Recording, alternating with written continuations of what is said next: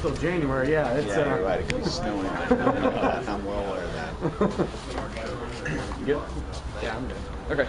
So, Coach Serrano, can you talk a little bit about just being out here, first official scrimmage and everything going on? Well, it's obvious. It's exciting. I mean, I'm hoping that the players are excited as this coaching staff is for the start of us writing a story of this season. And I don't know how the story will end, but I know that we're going to be able to control a lot of the chapters and a lot of the pages that are written. And we got a great break in the weather.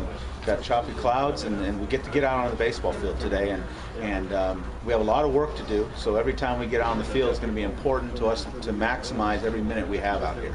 What are some of the biggest things you're looking to improve upon this team? Well, I want to continue to build the competitiveness as a team, competitiveness and consistency in all areas. Continue to throw more strikes, continue to make the routine plays, and continue to put the ball in play and put pressure on the defense. And this coaching staff, as you'll come to find out, will never be satisfied with anything. No matter if we play the perfect game, we're not satisfied. We want to get better. And I think the players understand that now, and I think the intimidation factor of what our expectations are have kind of gone away, and I'm hoping the majority of them are on board on exactly the direction we want this program to be going. Let me just ask you a little bit about what your goals are for this year. What have you set as your team's goals? Well, our goals is easy. We want to maximize our ability as a baseball team. We want to be wherever our expectations can be as a team, we want to get to that level and maybe even beyond. There's no wins that I have a goal.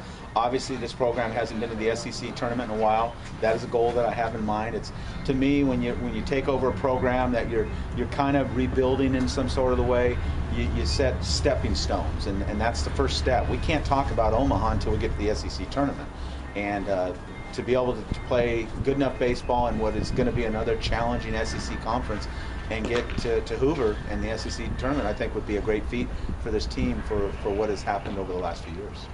What is the key to turning around the last few years? What do you really have to do to get this team back on the winning way to where UT was back in the 90s even? Well, I think it starts with a belief. It starts with the belief that you can do it. If you don't feel you can do it, it's probably not going to happen. And I think people could see us as this coaching staff is a little bit of arrogant, but we're not arrogant. We're just confident. We're confident in our track history of what we've been able to accomplish at different places and our development, and there's no reason why it can't happen at what I feel is a very special place here in Knoxville, Tennessee, at the University of Tennessee. It's going to be the strength of this team. Hitting, pitching, fielding. What are you guys going to build?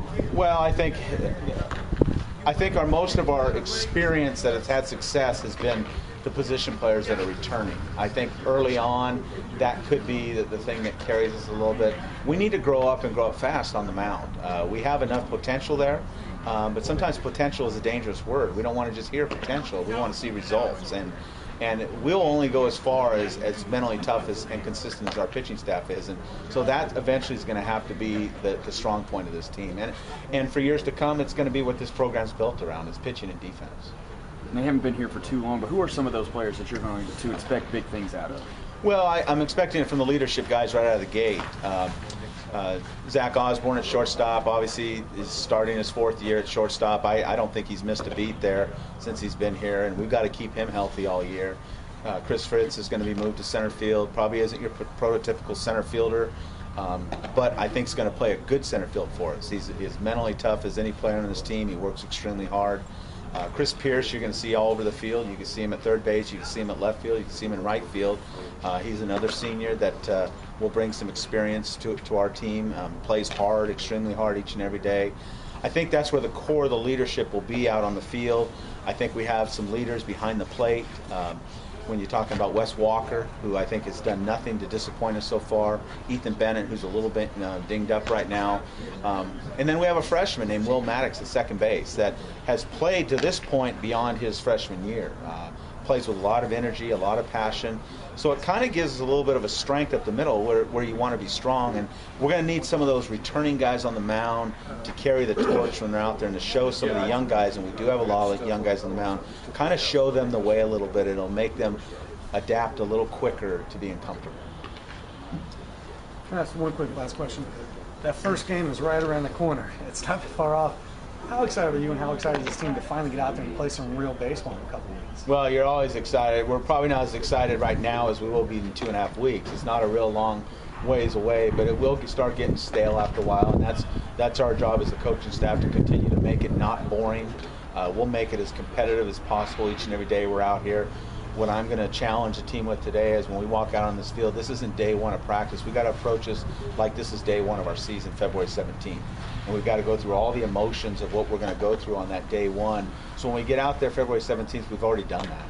And it'll always change, but the more you can make it game-like it's going to really happen, the more you'll adapt quicker.